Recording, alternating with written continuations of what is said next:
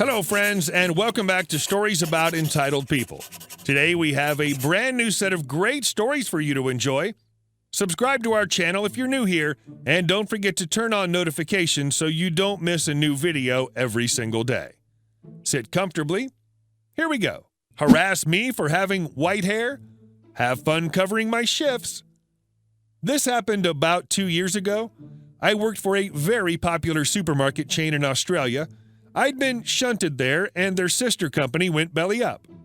Now, I love dyeing my hair crazy colors. It's a quirk. It makes me feel more confident in myself, and as someone with social anxiety, it was a great pick-me-up when I was feeling down. When I first got transferred there, I had blue dreadlocks, and we had a male manager. There was never any issues with my hair or dress standards. I took pride in my work and worked hard. About a year after, we got a new store manager. Let's call her Sarah. Sarah had very clear-cut ideas about how her store should be run and, importantly, how her employees should look. At this stage, I'd taken my dreads out and just had short purple hair. According to the employee guidelines, employees should appear professional and hygienic at all times. No mention of hair color whatsoever. However, the phrase professional is open to interpretation by management. You can see where this is going. It began as passing comments on my hair, such as, "Wow, that's bright," etc. But other employees began coloring their hair. Sarah sent out a memo that no unnatural colors were allowed. I was very sad. Colored hair was part of my identity. It gave me the confidence I needed to interact with 200-plus customers a day. I decided I would bleach my hair snow white. So I did. Now, if any of you have done this before, you would know that you need to use purple shampoo to counterbalance that brassy bleach yellow tone to keep it white. This is a fine balancing act. Don't leave the shampoo in long enough and you have yellow hair still, but too long and your hair can get tinged pastel purple. Well, on a few occasions, I left it in a little too long and my hair was the slightest shade of purple. Not even pastel, only just off a light gray color. Well, that was all Sarah needed to gun it for me, going as far as to threaten to send me home without pay. As this was going on, I'd become friendly with the bottle store next door to the supermarket, under the same parent company but a different chain of command. I would cover their staff breaks, and instead of standing around like the others do, I would face up the store and help out. Well, the manager had noticed my efforts and poached me. The best part, because they had a different chain of command and a different interpretation of the employee guidelines, I was allowed to have colored hair again. I immediately took up the offer, and the night before my first shift there, set about making my hair a freaking rainbow.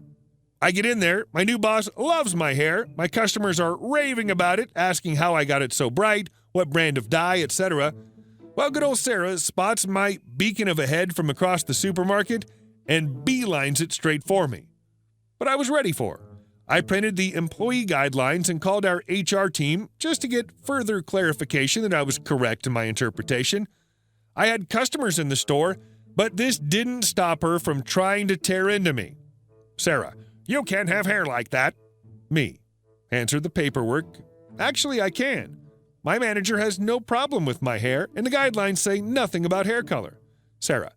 "You're going to make my employees think that's acceptable." Me.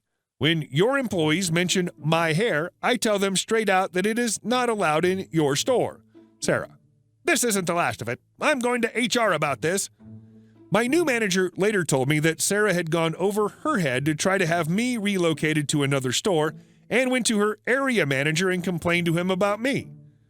She was told under no uncertain terms that my hair color is not against the rules, that she is out of line to even reprimand me in the first place, and that if she does not cease her harassment, she would have to take a permanent vacation. Epilogue. Over the next year, I would change my hair to some other crazy color combinations at least weekly. I loved the look on her face every time I walked past. My mental health has gotten so much better since leaving that toxic work environment. I feel bad for my ex-coworkers who still live under her tyranny, though. And our next story. Coworker who steals food. I have a coworker that likes to steal stuff. She'll take sips of people's drinks, take from a pack of rolls and other people's cookies that were safely tucked away. One day I had Girl Scout cookies, Thin Mints that I had hidden away. Guess who found them and ate them? When I called her on it, I basically yelled at her, she put the cookies down and apologized. It was a BS apology, like when you bump into someone and say, "Oh, sorry," like the cookies just fell in her mouth. She offered to replace them. She's a weird health food person and only eats special organic crap. I personally don't care what diet/lifestyle people choose, but she's the type of person who thinks she's better than everyone else because she follows X diet. She brought me in some weird health food knockoff Thin Mints. They were disgusting, and the texture made me want to puke. She knew damn well the cookies she stole from me were the real Thin Mints. We had a celebration in the office recently, and she offered to bring Girl Scout cookies. I thought she'd bring the knockoffs, but she didn't. The box of cookies sat there unopened until the end of the day when I put it in my bag and walked out with it. Edit. All of us have tried to handle this situation of food theft in a professional manner. We've asked her to leave our food alone, to please ask if she would like something, etc. She doesn't respond to it at all. A few people took the direct approach like, "You touch my food and I will end you." They all got reported to HR. One coworker told me they got called into a meeting where there was our manager, the food thief, and them. They were basically made to apologize to the food thief for threatening them. Apparently, the root cause of food theft was totally glossed over and barely mentioned. It went something like this. "Well, we all know taking food is wrong." And our last story. There was an attempt to fire me for malicious compliance. So in 2012, I found myself working as an overnight maintenance laborer for a family-owned collection of properties.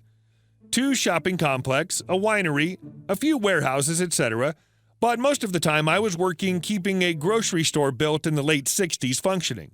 Worked my way up to night maintenance manager and loved my job. I was getting the kind of education you can't buy. Hands-on electrical one night, plumbing the next, welding after that, all taught to me by 3 men that could build a house up to code single-handedly, and we all got along great. It was the first time in my adult life I had real responsibilities, and I was respecting myself because I respected the job I was doing. The owners were all people that truly cared about their employees, and they proved this when, in 2017, they sold the main grocery store. One of the many things they included in the sale was all current employees had to be offered a new position at their current pay level. The company that bought us, I won't say their name, but think opposite of dangerous path, does not employ an in-house maintenance team. Something breaks, they outsource the fixing of it, so they really didn't have a ready-made place for me to fit into like the other department managers. The store manager also did not like that I was making $18 an hour, $6 over a new hire rate. Thus began the systematic, what I saw as harassment, and what has later been confirmed to me as standard operating procedure for legally getting rid of someone at this company. Some of my favorites include making my 35-year-old butt a bag boy. Joke's on you, I love doing easy work for good money. Writing me up for spending 20 minutes talking to the police about an accident I'd seen while returning carts. I thoroughly enjoyed the district manager apologizing to me for that.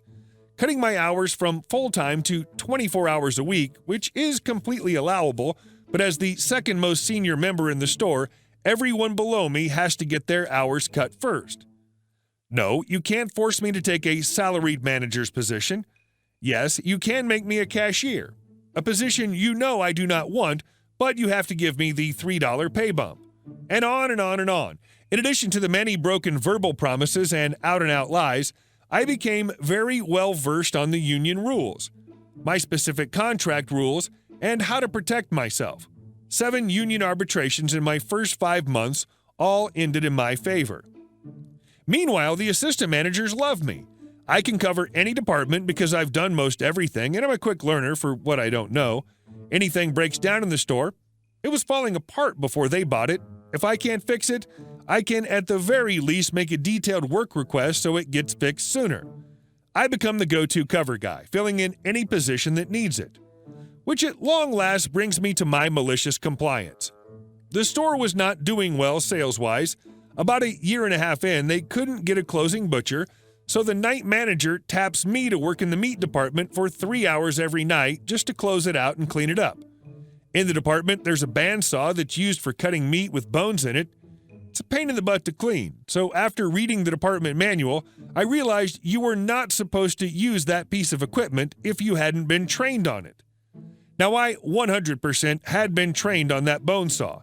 I knew how to take it apart, fix it, and put it back together, but that training was with the old company, and I'd been informed many times that the new company only thought I'd been trained when they had trained me.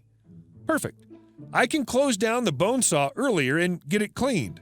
If any customer needs me to cut meat with a bone in it, I inform them that I hadn't been trained on that piece of equipment. Shouldn't be an issue. This is late night and the store's not doing that well to begin with. I clear all this with the assistant manager. This goes on for months, until finally I'm called into the manager's office during the day. Turns out one of the customers I'd informed that I could not use the bone saw was a secret shopper. The store manager is writing me up for failure to complete my duties. She's also writing it up as malicious failure. I forget the term they use. It's basically 2 write-ups instead of just 1. That, coupled with my previous write-up, I was 15 minutes late once, that's on me, gives her the 3 write-ups she needs to fire me. As I've done so many times in the past with this woman, I invoke my rights to union representation and decline to talk with her until I've spoken with them. At this point, I'm thinking, they can't bust me. I was following the written directions. But oh no, it got so much sweeter. And so much worse. While talking to my union rep, it quickly becomes clear that the butchers are a completely different union.